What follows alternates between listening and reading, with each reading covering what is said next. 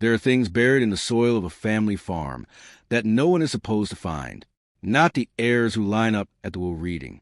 Not the lawyers who sit at the head of the kitchen table with their leather folders. Not even the people who live their whole lives walking over the ground, never knowing what was underneath their boots. My grandfather knew. He carried it for 63 years, and the day they buried him in the little cemetery at the edge of the back 40, I thought the secret went into the ground with him. I was wrong. He had folded it into the back of his Bible, behind a verse he'd underlined so many times the paper had gone soft as cloth. A map, hand-drawn in pencil, with a date on the bottom corner from a year before I was born, and on that map, marked with a small, careful X in his old, careful handwriting, was a cabin none of us had ever heard of. Not my father, not my uncle, not the cousins who had already started measuring the farmhouse for new curtains before the dirt was even settled on his grave. Just me, the one they'd cut out of the will 3 days earlier, the one who had stayed when everyone else left, the one they called the farmer, the way they'd say it like it was a kind of disease. My name is Sarah Lyle, and I was 34 years old the day my family signed my grandfather's farm out from under me. I'm telling you this story now because the land remembers things people try to forget, and after everything that happened, somebody ought to say it out loud. If you're already with me here at the start, do me a favor. Subscribe and tell us in the comments where you're listening from. There are people in every county in this country who know exactly what it feels like to be the one who stayed. I want to know where you are. I should start before the will reading, before the map, before any of it, really. Because to understand what my family did, you have to understand what my grandfather built, and you have to understand what I gave up to keep it standing. Grandpa Tomas came to that piece of land in 1962 with $83 in his pocket and a wife who was already pregnant with my father. He bought 420 acres of stony, sloped, half-wooded ground in the foothills outside a town called Mercer's Bend, in a county nobody can find on a map without squinting. The soil was thin. The previous owner had let the fences fall and the barns rot, and the bank had been ready to break the parcel into pieces and sell it off as hunting tracts. Grandpa walked at once with the realtor on a cold March afternoon, came back the next morning, and signed the papers before lunch. He told me once, sitting on the back porch with a cup of coffee gone cold in his hand, that he'd known the second he stepped onto it, knew the way a dowser knows water. There was something in that ground, he said, that wasn't on any of the surveys. He didn't say what. He just smiled, the way old men smile when they're not going to tell you yet. He worked it for 61 years. Cleared timber by hand for the first 3. Built the original barn himself with lumber he milled out of the trees he took down. Brought in the first dairy herd in 1965. Sold it off in 1979 when the milk market crashed. Switched to beef cattle and corn and never looked back. By the time I was old enough to drive a tractor, he had 1,200 acres, 2 more barns, a grain bin you could see from the highway, and the kind of reputation that meant the men at the feed store stood up when he walked in. He was small and quiet, and he had hands like roots. He never raised his voice in his life. He didn't have to. I was the only grandchild who wanted any of it. My father, Daniel, the oldest, went to college on a scholarship and never really came home. He's an accountant in a city 3 hours away, married to a woman who calls the farm the property the way you'd call a kidney stone the situation. My uncle Wes, Grandpa's younger son, stayed nearby but worked construction and treated the farm like a place to park his horse trailer and complain about taxes. My cousin Brent, Wes's boy, is the one who matters in this story. He's a year older than me, and he's been waiting his whole life for Grandpa to die. I don't say that to be cruel. I say it because it's true. Brent has a real estate license and a wife named Marlena, who wears white pants to a working farm. And the two of them used to drive out on Sunday afternoons and stand in the yard pointing at things, and you could see them doing the math in their eyes. I left college after my sophomore year and came home to work the farm full-time when Grandpa's hip first went bad. That was 12 years ago. My mother cried. My father didn't speak to me for 6 months. He told me, the one time he did call, that I was wasting myself, that there was no future in dirt, that I'd wake up at 50 broken and broke. I didn't argue with him. I just hung up and went out to fix the calving pen for the morning. I never married. I never had children. I never owned a house of my own, because the farmhouse was where I lived, and the land was where I lived, and that was enough for me. I learned how to weld from a man named Pete, who used to come out to fix the equipment until his back gave up, and then taught me to do it myself. I learned the corn rotation from Grandpa, the cattle from Grandpa, the fence lines from Grandpa, the weather from Grandpa, the way to read the sky over the western ridge from Grandpa. I learned the books from his old leather ledgers, every entry written in his careful slanted hand. I learned which neighbors paid on time and which ones needed a little patience. I learned which hayfield to cut first in a wet July and which to leave standing. I learned every gate latch on 1,200 acres by feel in the dark, in the rain. I learned the farm. And I learned my grandfather in a way nobody else in the family ever bothered to. We'd sit on the porch most evenings after the supper dishes were done, and he'd tell me things in pieces. About the war, about my grandmother, who died of cancer when I was 9, about the years when the farm almost went under, and he sat at the kitchen table at 3 a.m. with a glass of bourbon and a calculator, trying to find a way to keep it, about the men who came around in 1978 wanting to buy the back ridge for what he called reasons they wouldn't say out loud. He turned them down. They came back. He turned them down again. Eventually they stopped. And he told me, more than once, that the land was its own kind of inheritance, that dirt and family weren't the same thing, and that family without dirt was just people in a house, and dirt without family was just a field. He said it the way a preacher says scripture. He said it like it mattered. I should have understood. He was telling me something all those years, and I was too busy listening to notice. He was preparing me for what was coming. He had a stroke on a Tuesday in late September. I was the one who found him in the equipment shed, sitting on an overturned bucket with one hand on the workbench and the other one not quite working anymore. He looked at me and said, "Sarah Beth, the combine's making that noise again." And then he closed his eyes and slid down the wall, and I drove him to the hospital in the truck with the dog in the cab between us because there wasn't time to call an ambulance. He lived 8 more days. He didn't speak again. He squeezed my hand once, on the 7th day, when I was reading to him from the Psalms, because the nurse said hearing was the last thing to go. The verse was Psalm 16, the one about the boundary lines falling in pleasant places. He squeezed my hand right at that line, and then he let go. He died on a Wednesday morning at 4:17 a.m. The funeral was the following Saturday.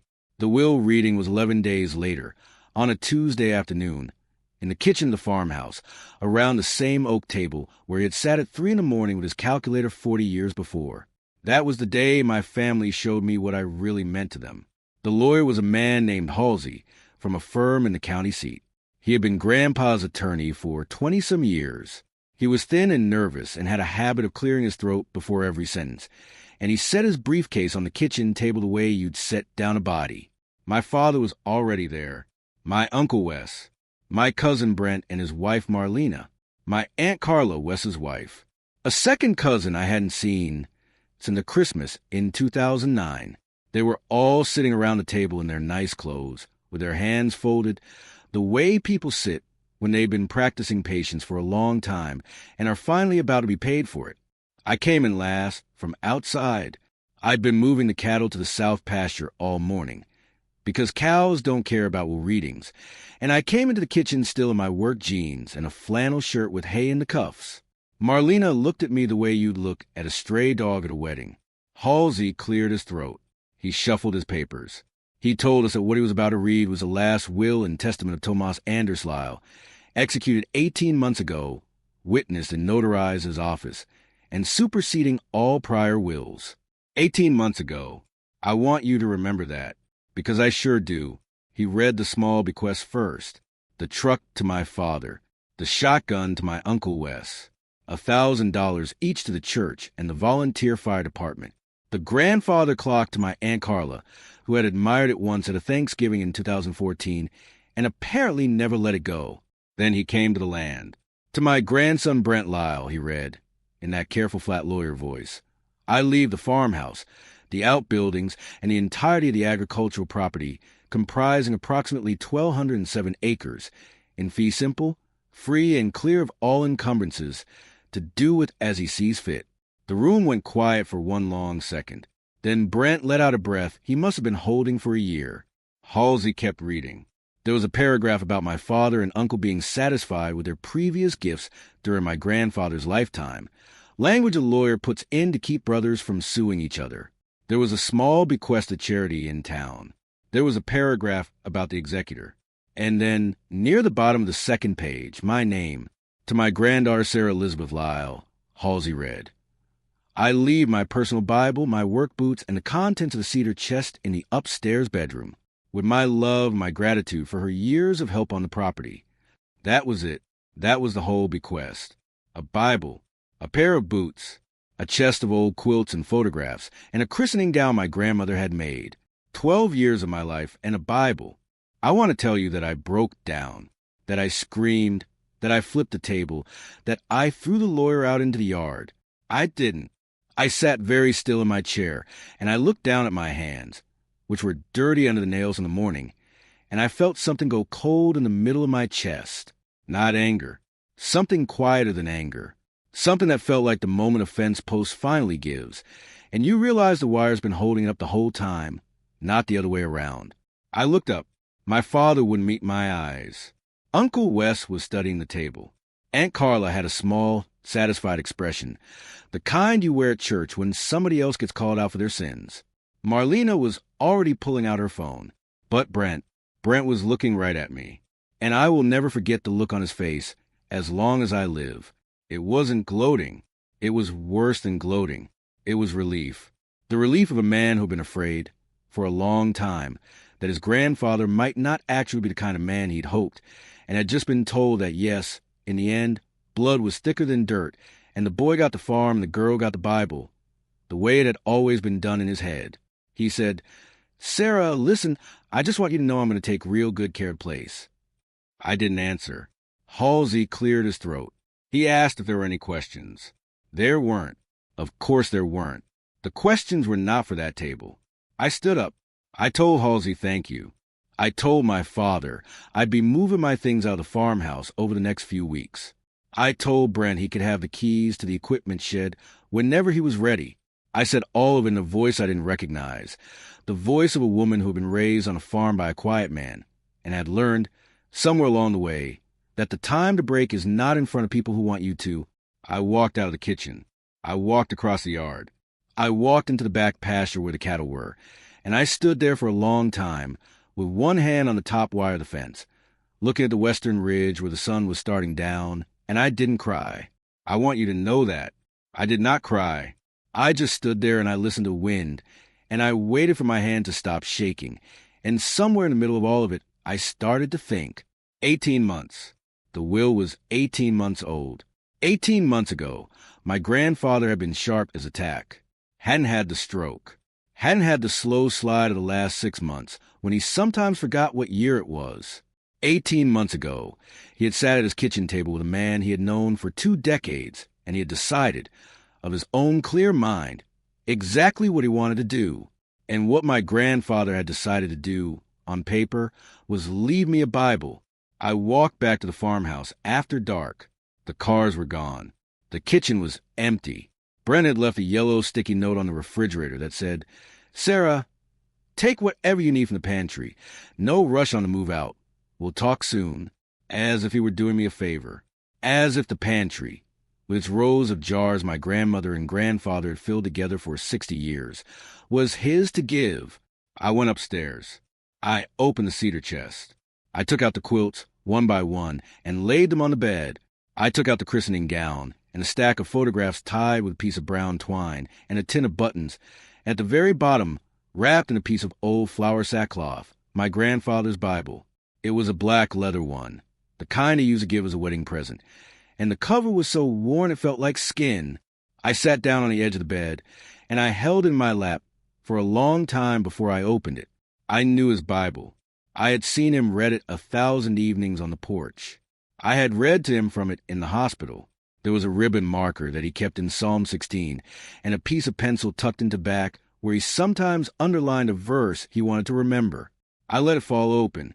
It opened to the Psalms, the way it always had, because the spine was broken to that place from years of returning. Psalm 16. The boundary lines have fallen for me in pleasant places.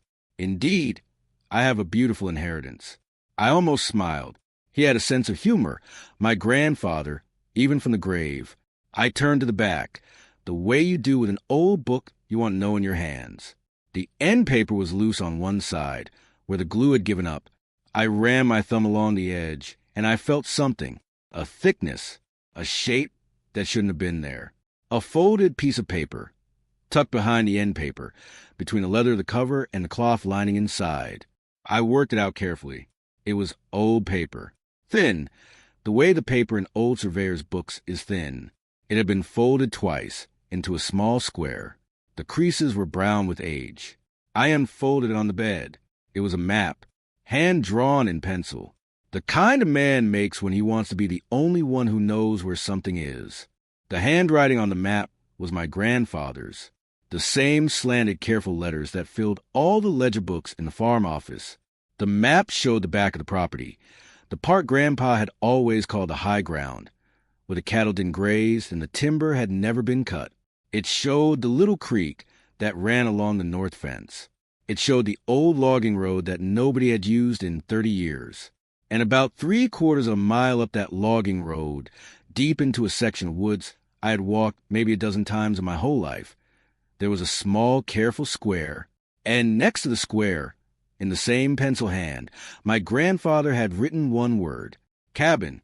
There was a date in the bottom corner of the map, April 12, 1989. I was born in November of 1991. There was no cabin on that property. I had walked every inch of those woods. I had hunted that high ground with my grandfather when I was a teenager. I had ridden a four-wheeler up that logging road as recently as last spring, looking for a calf that had wandered off. There was no cabin. There had never been a cabin. And yet there it was, on a map drawn in 1989, by the only man on earth I had ever fully trusted, for months after my will of a Bible had been read out loud at his kitchen table. I sat on that bed for a long time, with the map in one hand and the Bible in the other, and I thought about a quiet man with hands like roots who had told me, more than once, that the land was its own kind of inheritance. I thought about the men who had come around in 1978 wanting to buy the back ridge. I thought about what was written 18 months ago by a man whose mind was perfectly clear, leaving 1,200 acres to a grandson he barely knew and a Bible to the granddaughter he had taught to read the sky. He hadn't cut me out. He had pointed me somewhere. I folded the map. I put it in the inside pocket of my flannel shirt, against my chest. I put the Bible back in the cedar chest with everything else. I went downstairs and I made myself a cup of coffee in his old percolator, the one Brent would probably throw away in a month, and I sat at the kitchen table where they had read the will, and I made a plan. I would not say a word to anyone. Not yet. Not to my father. Not to Halsey. Not to a single neighbor.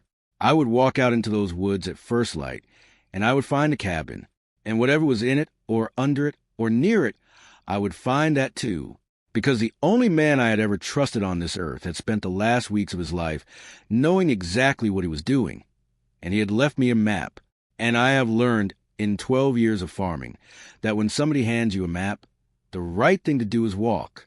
I left the farmhouse at 5:30 the next morning. It was a kind of October morning where the air smells like wet leaves and wood smoke, and the breath comes out of cattle in white plumes. I took the four-wheeler from the equipment shed. I took my grandfather's old hunting compass, the one he'd kept in a drawer in the kitchen for 40 years. I took a coil of rope, a flashlight, the map, and a paper sack with a sandwich and a thermos. I told the dog to stay. I drove up the back lane, past the calving pen, past the south hayfield, past the place where the property turned from cleared pasture into the long, sloping rise of the high ground. The logging road had not been driven in years.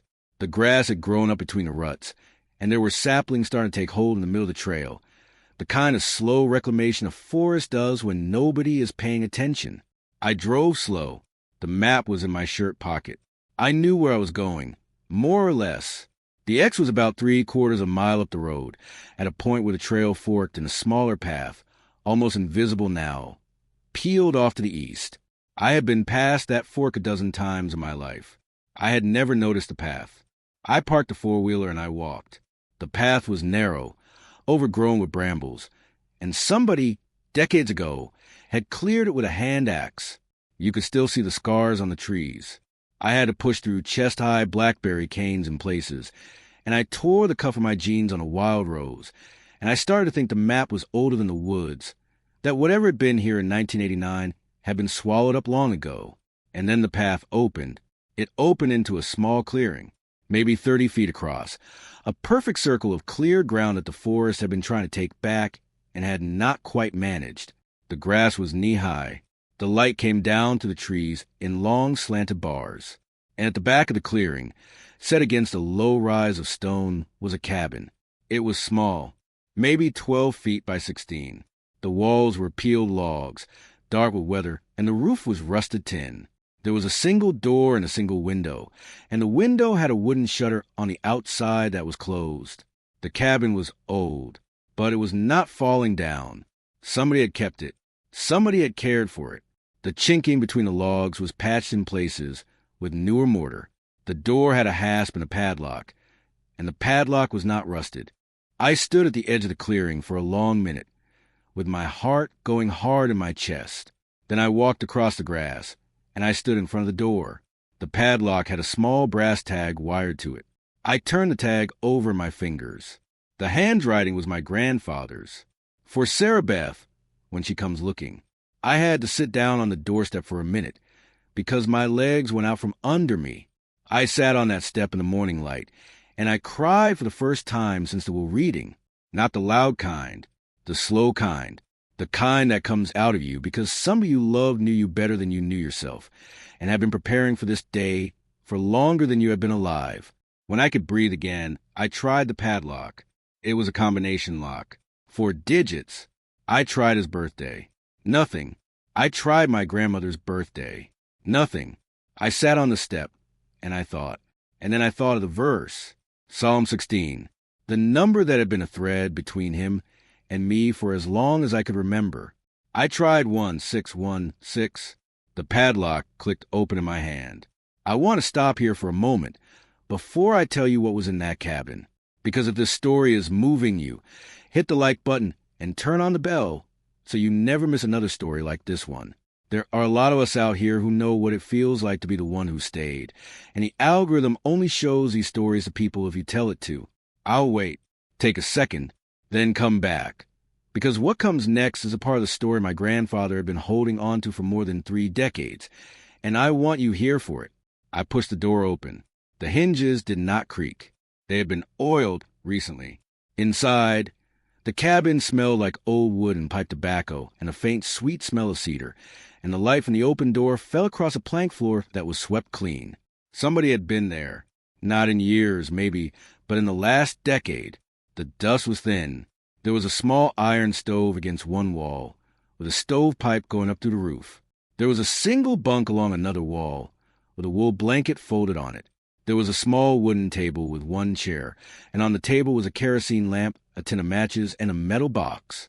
And along the wall behind the table was a long wooden shelf, and on the shelf were stacks of paper, folders, ledgers, a small wooden file box, a roll of what looked like blueprints or surveyor's plats, tied with twine, and at the very end of the shelf, a manila envelope with my name on it in my grandfather's hand. Sarah Elizabeth Lyle. I lit the lamp. I sat down at the table. I opened the envelope first, because that's what he meant me to do, and out came a letter, 4 pages long, written in pencil on lined paper, dated 3 weeks before he died. The letter began, "My Sarah Beth." He wrote about the farm. He wrote about my grandmother and how she had loved me from the time I could walk. He wrote about the year I came home from college and how he had understood the first morning I helped him pull a calf at 3 a.m. that I was the one, not Brent, not my father, me. He wrote that he had known, for a long time, that the family would not understand, that the men in the family had a way of seeing land as a thing to be divided up and weighed, and that the women in the family had been taught not to ask. He wrote that he had not been able to fix that in his lifetime, but that he had tried to give me a way around it. And then he wrote about the cabin. He wrote that he had built it himself in the spring of 1989, working alone on his weekends, that he had told nobody, not even my grandmother, that he had built it to hold something that he had only just understood was on the property, and that he had not wanted, at that time, anyone else in the family to know. He wrote that in the fall of 1988, a man from a small mineral exploration company had come out to the farm, the way the men had come in 1978, wanting to buy the back ridge. The man had asked about coring the high ground. My grandfather had said no. The man had pushed. My grandfather had told him to leave the property and not come back. But the conversation had stuck in his head, and that winter, he had taken his old surveyor's manual down from the shelf, and he had walked the high ground himself with a rock hammer, and he had taken his own samples, and he had sent them under a false name to an assayer's office in another state. The samples came back. The high ground, the section the men had been so interested in, sat on top of a vein of high-grade rare earth ore. Not gold, not oil, something stranger and, at the time, much less valuable. But also, my grandfather had written something that the world is going to want very badly someday. Sarah Beth. And that day is closer now than it was. He had not sold. He had not told anyone. He had built a small cabin in the woods, and in that cabin he had stored everything. The original assayer's reports. A second assayer's report from 2003 confirming the first. Surveyor's plats showing the exact boundaries of the mineralized formation. The original mineral rights deed, which my grandfather had quietly separated from the surface deed in 1991, in a transaction recorded at the county courthouse, in a way that nobody in the family had ever bothered to look up. The mineral rights had been deeded, on that day in 1991, to a small private trust. The trust was in my name. It had been in my name since I was 3 months old. I read that paragraph 4 times before I could move on.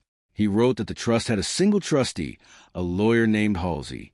Yes, the same Halsey. He wrote that Halsey had been instructed to say nothing to anyone, not even to my grandfather himself, until the day my grandfather's death certificate was filed, at which point the trust would activate and Halsey would be free to contact me.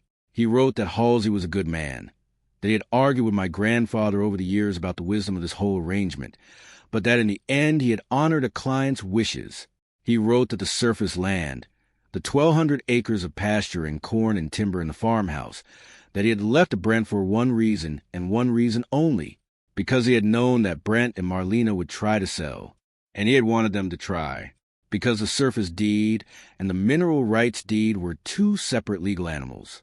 And whoever bought the surface from Brent would be buying 1,200 acres of pretty pasture, and nothing under it, not 1 inch. The minerals belonged to a trust whose beneficiary was me, forever. He wrote that he had wanted me to find the cabin first, and the assayer's reports and the trust paperwork, before any of that became public, so that I could decide what kind of woman I wanted to be when the family came to understand what they had done. Because he wrote, Sarah Beth, the family is going to come to understand. There is no way around that. The only question is whether you let them understand it gently or whether you let the world teach them. He signed it, your grandfather, who knew you would come looking. Tomas. I sat at that table for a long time. The lamp burned down. The light through the open door changed from morning to noon. I read the letter twice more. Then I opened the mailbox on the table, and I went through the assayer's reports and surveyor's plats and the trust paperwork, page by page, the way my grandfather had taught me to read a ledger, slow and careful, because numbers don't lie, but they don't volunteer either. It was all there, every page, notarized, recorded, filed at the courthouse under recording numbers I could verify in an afternoon. The trust was real. The mineral rights were real. The vein was real. And according to the second assayer's report from 2003, it was substantial, and according to a small clip my grandfather had paper-clipped to the back of the folder, dated last year, the price of the kind of ore on that ridge had gone up 400% in the past decade because of demand from the battery industry. I closed the folder. I closed the metal box. I blew out the lamp. I locked the cabin behind me, and I put the padlock back the way I had found it, and I walked back down the old logging road to the four-wheeler with a manila envelope under my arm and the map back in my shirt pocket. I did not feel triumphant. I did not feel angry. I felt, for the first time since a will reading, like the ground under my boots was actually mine. I drove back to the farmhouse. I made another cup of coffee. I sat at the kitchen table where they had cut me out 12 days before, and I called Halsey's office. I told the receptionist who I was. I asked to speak to Mr. Halsey. I told her it was about the Lyle Family Mineral Rights Trust. There was a pause on the other end of the line. Then she put me through. He picked up on the first ring. His voice was different than it had been at the will reading. Softer, almost relieved. "Miss Sarah," he said, "I have been waiting for this phone call for 34 years. I want to tell you about the meeting that came next. But before I do, I want to say one more thing about my grandfather because it matters. He could have told me, any time, in the last 12 years, when we were sitting on the porch with our cold coffee. He could have told me. He could have driven me up that logging road on a Sunday afternoon and shown me the cabin and handed me the assayer's reports and said, 'This is what's coming, Sarah Beth. Be ready.' He didn't. And for a few hours, sitting in that cabin, I was angry at him for that. I thought, why didn't you trust me? Why did you make me find out at the kitchen table, in front of all of them, with my hands dirty and my heart in my throat? But by the time I drove back to the farmhouse, I had stopped being angry because I had understood what he had given me. He had not given me the minerals. He had given me the chance to be the woman who already knew, while everyone else was still in the dark. He had given me the high ground in every sense of the word. He had given me the dignity of walking into the next room knowing the truth, while my cousin Brent was still measuring the farmhouse for new curtains. That was a gift. The minerals were a side effect. The gift was that for once in my life, I would not be the one finding out last. I met with Halsey 2 days later, in his office in the county seat. I drove there in my work truck, in a clean shirt, with the manila envelope on the seat beside me. He stood up when I came in. He came around his desk, and he shook my hand with both of his, and he told me, very quietly, that he had been afraid for a long time that I might not find the cabin. He said my grandfather had been very specific, that nothing was to be said to me, that if I did not find a map, the trust would still vest in me at 35, automatically, but my grandfather had wanted me to find it first, on my own, because he wanted to understand who I was before I understood what I had. I asked him to walk me through everything. He did. He pulled the trust documents out of his own files, and we went over them line by line. The mineral rights had been severed from the surface estate in 1991 in a recorded conveyance, perfectly legal under our state's law. The trust held the rights. I was the sole beneficiary. There was a small administrative fund that my grandfather had been quietly funding for decades, enough to pay the recording fees and the property taxes on the mineral interest separately, so that nobody at the assessor's office would ever connect the two. He had thought of everything. I asked Halsey what would happen now. He said it depended on me, that the trust gave me full discretion, after I turned 35, to lease the rights, to sell them, to develop them, or to do nothing. He said there had been 3 companies in the last 5 years that had filed prospecting interest in the area, and that he had received 2 unsolicited inquiries already this year, both of which he had quietly declined on the trust's behalf. He said that the moment Brent tried to sell the surface land, the buyers would do their title work, and the title work would show the severed mineral estate, and they would call the trustee, and the trustee was him. I asked him what my grandfather had wanted. He said my grandfather had been very clear on one thing. He had not wanted me to use the minerals to destroy the family. He had wanted me to use them to put the land back together. He had hoped, but had not insisted, that I would find a way to keep the surface and the minerals under one roof again. Through me, I sat with that for a minute. Then I asked him to set up a meeting. I asked him to invite my father, my Uncle Wes, and my cousin Brent to his office in 2 weeks. I asked him to tell them only that there was a matter regarding the late Tomas Lyle's estate that required their presence. I asked him to be there himself, as the trustee of a trust they did not yet know existed. He smiled, the first real smile I had seen on his face. He said, "Miss Sarah, your grandfather told me once that you were the only one in his blood who had the temperament for this. I am beginning to understand what he meant." The meeting happened on a Wednesday afternoon in Halsey's conference room, 2 weeks later, in the 3rd week of October. By that time, Brent had already listed the farm. He had called me twice in those 2 weeks, in a tone that was trying to be friendly, asking if I was out of farmhouse yet, telling me the realtor needed access for photographs, telling me there was a buyer who was already very interested, a development company out of the city that wanted to do something he kept calling luxury agritourism. I had moved my things into a trailer on a friend's place. The way he had asked, I had said almost nothing. When the four of us sat down at the conference table, Brent was wearing a sport coat. My Uncle Wes was in his church clothes. My father had driven 3 hours from the city and was clearly annoyed. They all looked at Halsey expectantly. Then they looked at me, and there was a flicker on Brent's face, a quick, uncertain look, because I was wearing a clean blouse and I had my hair pulled back, and I did not look like a woman who had come to ask for anything. Halsey opened a folder. He said, "Gentlemen, before we begin, I need you to understand that what I am about to tell you is a matter of public record and has been since 1991. None of you are being told anything that any of you could not have learned at any time in the past 34 years by walking into the county recorder's office and asking for the deed history on the Lyle property. I want that to be clear from the outset, because some of what I am about to say may feel like a surprise, and I do not want any of you to leave this room thinking that anything has been hidden from you. It has been recorded. It has not been hidden." Brent's face had already started to change. Halsey turned the first page in his folder.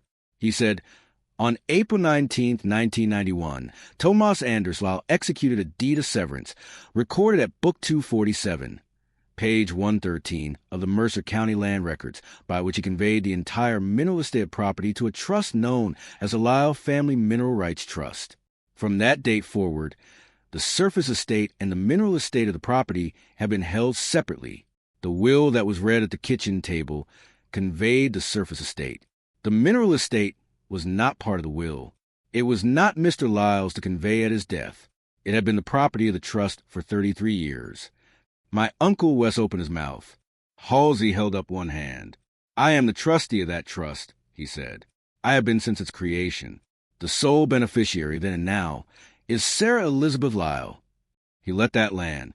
He let it land slowly, the way you let a hammer come down on a nail you wanted to drive all the way in. My father sat back in his chair and put a hand over his face. My Uncle Wes started to say something, then stopped. Brent was very still. He did not move. His hands were on the table in front of him, and he was staring at them as if they belonged to somebody else. Halsey kept going. He explained, gently and methodically, what a severed mineral estate was. He explained that under our state's law, the mineral rights were dominant, meaning the holder of the mineral rights had the legal right of reasonable access to the surface in order to develop them. He explained that the property had been independently assayed twice, in 1989 and 2003, and that it sat on a substantial deposit of an ore that was currently in high demand. He did not put a number on it.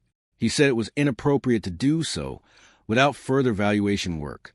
But he said the word substantial economic value 3 times, and he said them quietly, and you could feel the air in the room change every time. He said, "Mr. Lyle, the surface estate that you have inherited is, of course, valuable in its own right. It is good farmland. The development company that I understand has expressed interest, however, is going to want to do title work before they close. When they do that title work, they will discover the severed mineral estate.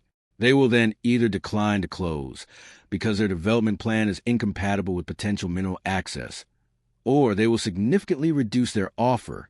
In either case, the trustee of the Mineral Rights Trust, which is to say myself, on behalf of Miss Lyle, will need to be brought into any conversation about the future of the property.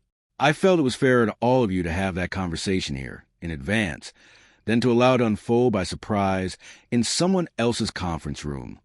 Brent finally spoke. His voice was small. He said, "You knew?" He was not talking to Halsey. He was talking to me. I said, "I found out 12 days after the will reading." He said, "From what?" I said, "From a map he left in the back of his Bible." There was a long silence. My father took his hand off his face. He looked older than he had looked 20 minutes earlier. He said, "Sarah, I want you to know I had no idea about any of this." I said, "I know you didn't, Dad." He said, "Why didn't he tell me?" I said, "Because you didn't stay." I did not say it cruelly. I did not say it to wound him. I said it the way my grandfather would have said it, flat and quiet and final. And my father heard that, I think, because he did not argue. He just nodded once, and he looked down, and his shoulders did something I had never seen him do before. They came down, just a little, the way shoulders do when somebody finally stops carrying a story they've been telling themselves for a long time. Uncle Wes said, "Brent, I told you this was going to come back. I told you." Brent said, "Shut up, Dad." Marlena was not there. I noticed that. I think Brent had not told her about the meeting. I think he had been afraid of what she would say. I said, "I want to say something, and I want all three of you to hear it, because I am only going to say it once." The room got very still. I said, "Grandpa did not do this to humiliate any of you. He could have. He could have left the surface to me, too, and the reading would have been a very different afternoon. He did not do that. He left the surface to Brent on purpose, because he wanted to see what Brent would do. And what Brent did within 10 days was listed for sale to a development company that wanted to put luxury cabins on a high ground where my great-grandparents are buried. So now we are all here, and we all know where we stand." Brent's face was the color of the wall behind him. I said, "I am going to make you all an offer. I do not have to. The law does not require me to. The trust does not require me to. But Grandpa did not raise me to use the law as a weapon, and he did not raise me to break the family. And so I am going to offer you what I think he would have wanted me to offer." I took a breath. I said, "Brent, I will buy the surface estate from you. Today, at fair market value, as agricultural land. Halsey has an appraisal. The number is in the folder. It is a fair number. It is not the developer's number, because the developer's number was based on a mineral-free fee simple that does not exist. It is the real number for what you actually inherited. You will walk away with a substantial sum of money. You can buy a house. You can buy 3 houses. You can do whatever you want. But the farm comes back to me in one piece, and it stays in the family, the way Grandpa wanted." I said, "Dad, Uncle Wes, the trust has been generating administrative income for years that has not been touched. There is enough in it to set up a small fund for the grandchildren on both sides of the family. Any grandchildren, Brent's kids, if he has them, any kids any of us have, for education, for a first house. Not enough to make anybody rich. Enough to make sure no one in. The next generation is ever cut out of this family because they chose the wrong thing to do with their life. I want to set that up, with Halsey, in Grandpa's name." I said, "And the cabin in the woods where I found all of this stays. I am going to keep it the way it is, as a place to remember him. The family is welcome to walk up there any time. I would like that, actually. I would like for there to be a place on this property where we go to remember who he was, and what he did, and why." I stopped. I put my hands flat on the table the way he used to. I said, "That is my offer. You can take it. You can refuse it. If you refuse it, the law will sort out, and I will not be the one who looks bad when it does. But I would rather you took it, because Grandpa would rather you took it, and because, in spite of everything, you are still my family, and I am still his granddaughter, and I would like for us to walk out of this room as people who chose the right thing." There was a silence that went on for a long time. My father put his hand on the table next to mine. He didn't take my hand. He just put his there. He said, "I'm sorry, Sarah Beth. I should have come home more." It was the first time he had called me Sarah Beth in 20 years. Uncle Wes nodded. Slow, like a man waking up, he said, "Your grandpa was smarter than the rest of us put together." Brent did not speak for a long time. When he did, his voice was thick. He said, "I'll take the offer. I'll take the offer, Sarah. I'm sorry. I'm sorry. He could not finish the sentence. I let him not finish it. There are some sentences that are better off not finished out loud, because the silence after them is more honest than the words would have been. The paperwork took 6 weeks. Halsey handled it. The development company was unhappy, and there was one tense letter from their attorney, and then they were gone. Brent and Marlena moved out of the area before Christmas. They bought a house on a lake in another part of the state. He sent me a card that first Christmas with a picture of him and Marlena and their dog on a dock, and a short note that said, "Thank you, Sarah. I mean it." I have kept the card. My father started coming home on weekends. Not every weekend, but more than he had in 20 years. He helped me put up a new gate on the south pasture in March. He brought my mother out for Easter, and she walked the back fence with me, and she did not call the property once. The trust paid for Brent's middle daughter to go to community college 2 years later. She wrote me a thank you letter in her own handwriting. She has my grandmother's eyes. I did not develop the minerals.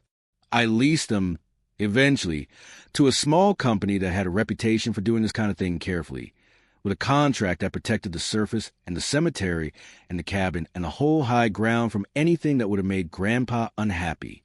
The royalties go partly to the trust, partly to the farm operating account, and partly, every quarter, to a fund I set up in his name that helps young people in our county who want to come home and farm but don't have the land to do it.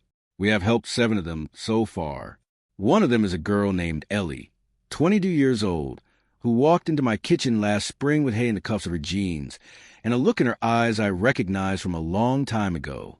I gave her my grandfather's old hunting compass, the one I had taken up the logging road on the morning I found a cabin. I told her she would need it more than I did. The cabin is still there.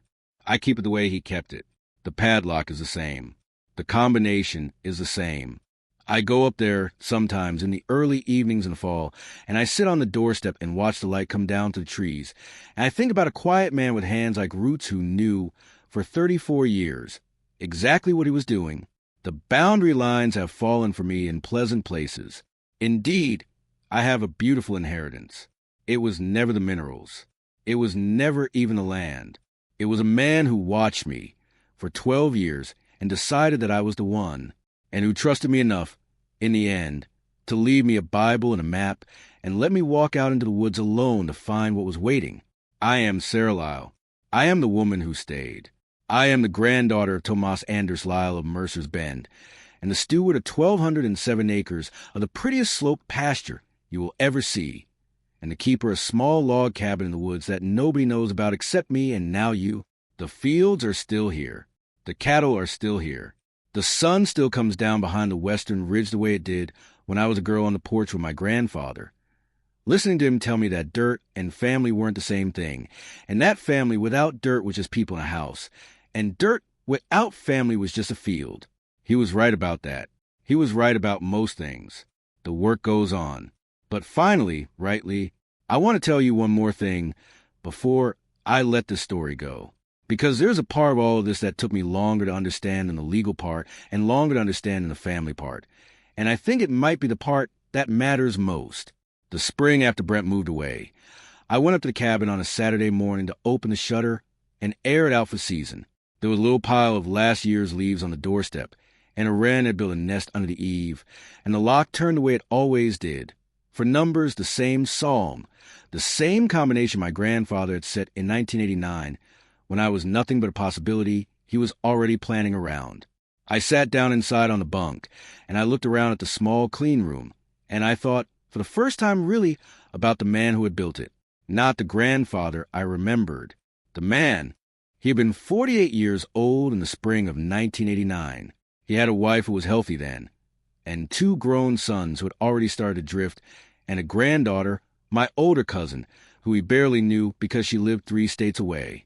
He had walked out into these woods alone, with a hand axe and a saw and a wagon load of peel logs. Thank you for staying with us all the way to the end.